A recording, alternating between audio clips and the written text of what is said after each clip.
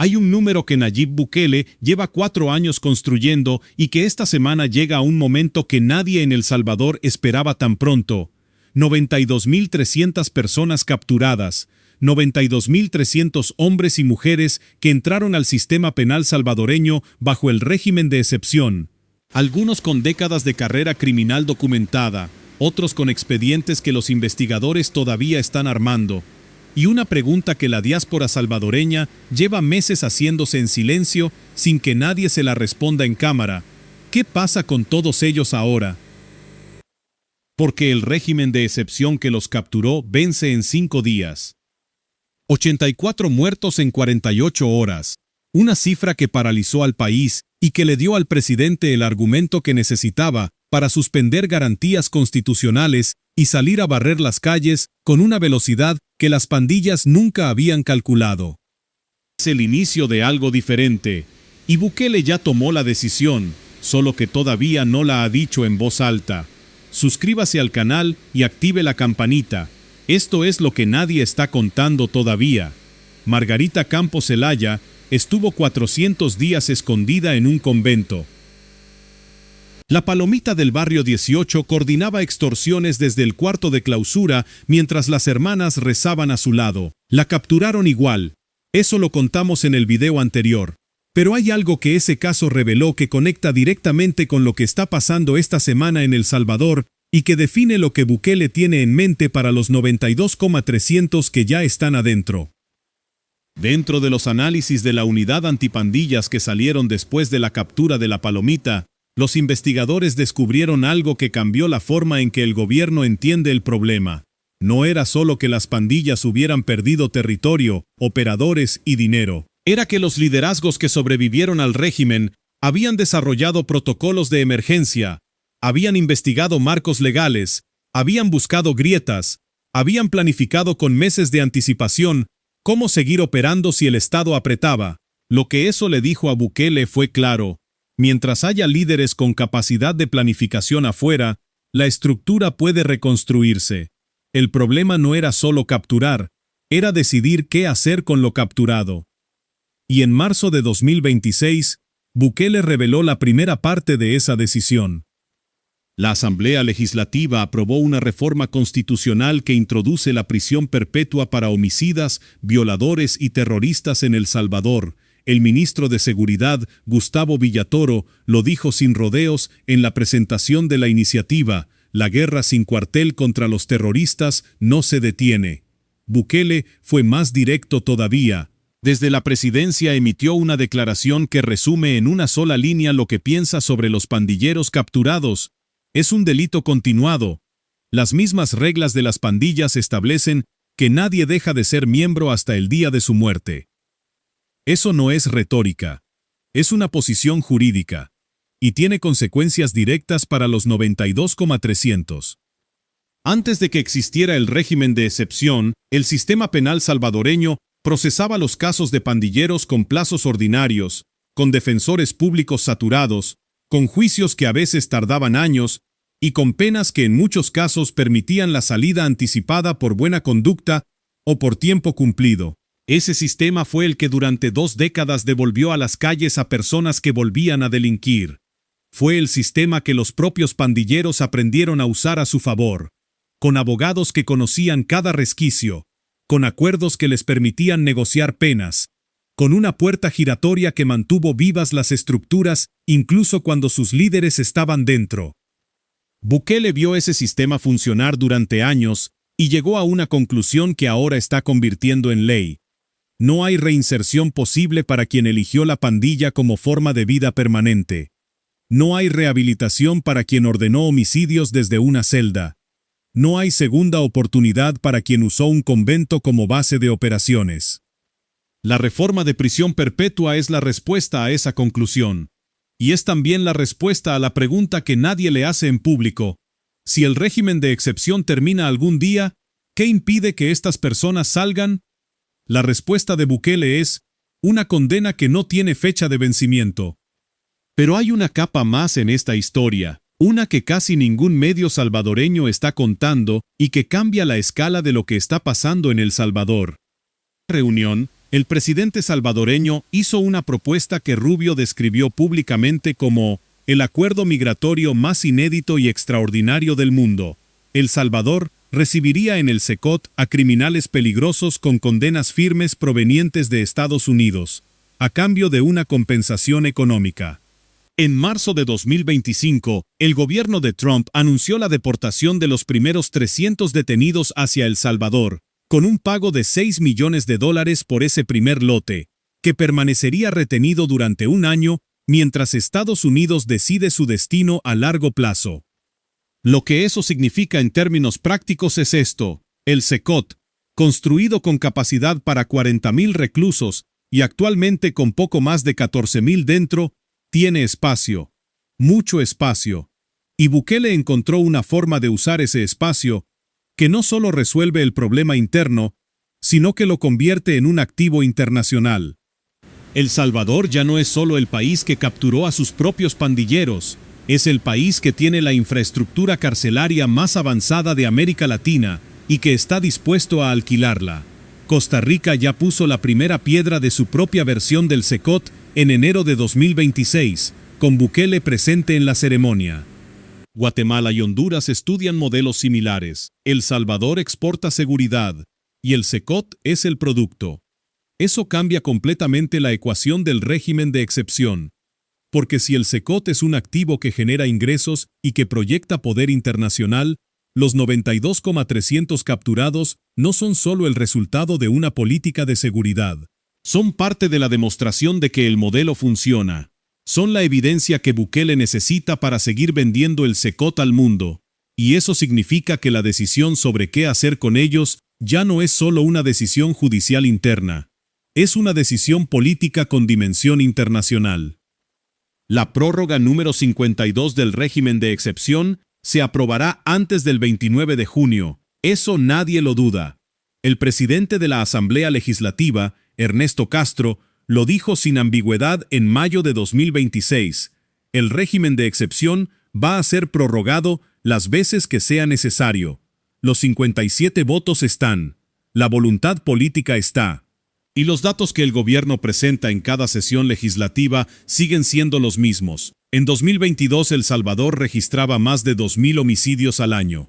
En 2025 registró 82. En 2026 llevan más de 100 días sin un solo homicidio reportado. Esos números son el argumento más poderoso que Bukele tiene. Y nadie en la Asamblea va a votar en contra de ellos. Pero la verdadera decisión que Bukele ya tomó, y que nadie ha explicado en detalle, no es si renovar el régimen, es qué hacer con el sistema penal una vez que el régimen haya completado su trabajo. La prisión perpetua es la primera respuesta. Los juicios masivos que ya están en marcha son la segunda. El Tribunal contra el Crimen Organizado recibió la acusación de la Fiscalía General de la República contra 563 pandilleros del Barrio 18, vinculados a 14,488 delitos cometidos entre 2012 y 2022, incluyendo masacres en San Juan Opico y en el penal de Quesaltepeque. Ese juicio es el modelo de lo que viene para los miles que todavía están esperando proceso. No salidas, no negociaciones. Condenas que en muchos casos superarán la expectativa de vida de los condenados. Las organizaciones internacionales de derechos humanos llevan 2 años documentando lo que llaman el costo invisible del régimen.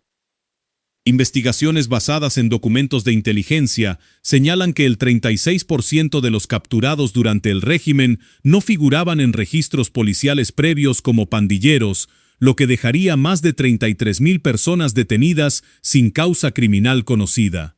La audiencia salvadoreña, dentro y fuera del país, responde con su apoyo. En comunidades que durante décadas vivieron con la extorsión como impuesto permanente y el asesinato como amenaza cotidiana, la pregunta sobre los derechos de los capturados tiene una respuesta emocional muy concreta. ¿Dónde estaban esas organizaciones cuando mataban a nuestros hijos? Esa tensión no va a resolverse pronto, y Bukele no tiene ningún incentivo para resolverla. Lo que viene en los próximos meses en El Salvador no es el fin del régimen de excepción. Es la consolidación de un sistema penal nuevo, diseñado para contener de manera permanente a quienes el Estado considera terroristas, con una infraestructura que ya empieza a exportarse y con una lógica que Bukele resumió en una frase que circuló en miles de capturas de pantalla después de la captura de la palomita en el convento de Chalchuapa. En El Salvador no hay escondite. Ni convento, ni montaña, ni frontera. Los 92.300 ya están adentro. La decisión sobre qué pasa con ellos está tomada. Solo falta que Bukele la diga en voz alta. Y cuando lo haga, lo contaremos aquí primero. Suscríbase al canal. Pero hay algo más que ningún análisis del régimen de excepción ha puesto sobre la mesa y que define la magnitud real de lo que está construyendo Bukele. No es solo lo que pasa dentro de El Salvador, es lo que El Salvador se está convirtiendo para el resto de la región. Cuando Bukele viajó a Costa Rica en enero de 2026 para poner la primera piedra de la nueva megacárcel costarricense inspirada en el Secot, no fue solo un gesto de solidaridad entre presidentes, fue una demostración de que el modelo salvadoreño es replicable, exportable y políticamente rentable. Costa Rica, que durante décadas fue el país de referencia en derechos humanos en Centroamérica, está construyendo su propio Secot. Guatemala estudia el modelo. Honduras ya anunció una prisión para 20.000 reclusos, siguiendo los mismos parámetros. Ecuador lo hizo antes. Lo que Bukele construyó en 4 años no es solo una política de seguridad, es una franquicia, y el régimen de excepción es la herramienta que hizo posible llenar esa franquicia de contenido. Cuando Trump llegó a la Casa Blanca en enero de 2025 y comenzó las deportaciones masivas de inmigrantes, Bukele ya tenía preparado el Secot como destino. La propuesta que hizo a Rubio no fue improvisada, llevaba meses diseñada, $6 millones por los primeros 300 detenidos. Un acuerdo que el secretario de Estado estadounidense describió como el más inédito del mundo, y que Bukele convirtió en noticia global que fortaleció su imagen ante su propia audiencia. El Salvador, tan seguro que otros países pagan para usar sus cárceles. Ese es el contexto real de los 92,300. No son solo el resultado de 4 años de régimen de excepción. Son la materia prima de un modelo que Bukele está convirtiendo en poder político, en ingresos económicos y en reputación internacional. Y eso significa que la decisión sobre qué hacer con ellos tiene más capas de las que cualquier análisis de derechos humanos o cualquier comunicado del gobierno está dispuesto a mostrar. La pregunta que la diáspora salvadoreña lleva meses haciéndose no tiene una sola respuesta clara. No es solo si el régimen va a terminar, no es solo si los capturados van a salir, es qué clase de país está construyendo Bukele con todo esto. Y si ese país es el que los salvadoreños que viven fuera quieren que exista cuando decidan volver. El 29 de junio vence la prórroga 51. El 30 de junio la Asamblea aprobará la 52. Los números seguirán subiendo, los pandilleros seguirán adentro, y Bukele seguirá sin decir en voz alta lo que ya decidió. Hasta que lo diga. Ese día exacto, aquí estaremos. Hay un detalle en esta historia que casi nadie ha señalado todavía y que conecta todo lo que hemos contado con lo que viene en los próximos meses. Cuando la Asamblea Legislativa aprobó la reforma constitucional de prisión perpetua en marzo de 2026, el gobierno no aclaró si la medida sería retroactiva. Si lo es, cambia completamente el panorama para miles de los 92.300 capturados que todavía no tienen condena firme. Los juicios masivos que ya están en marcha, como el de los 563 pandilleros del barrio 18, vinculados a más de 14.000 delitos, serían los primeros en enfrentar ese nuevo marco legal. Penas que antes tenían un techo, ahora podrían no tenerlo.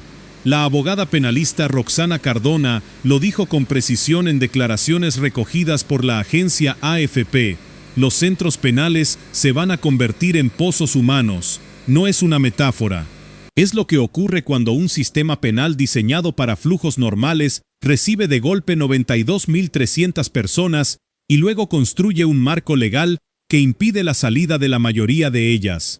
Pero hay algo que el espacio físico no resuelve: el tiempo. Los recursos judiciales para procesar 92.300 casos de manera individual. Los defensores públicos necesarios para garantizar aunque sea el mínimo estándar de debido proceso. El presupuesto para mantener esa cantidad de personas de manera indefinida sin que la infraestructura colapse. Esas son las preguntas que Bukele no responde en sus publicaciones en X. Son las preguntas que la Asamblea Legislativa no debate en sus plenarias. Son las preguntas que el gobierno prefiere mantener en silencio mientras comunica los números de homicidios con precisión y orgullo. 82 homicidios en todo 2025, más de 1.200 días sin un asesinato reportado bajo Bukele. Esos números son reales, y para la mayoría de los salvadoreños, dentro y fuera del país, pesan más que cualquier informe internacional que critica el proceso desde afuera. Esa es la decisión que Bukele tomó y que nadie ha dicho en voz alta: apostar a que los resultados en seguridad sean tan contundentes que ninguna crítica sobre el proceso tenga peso político.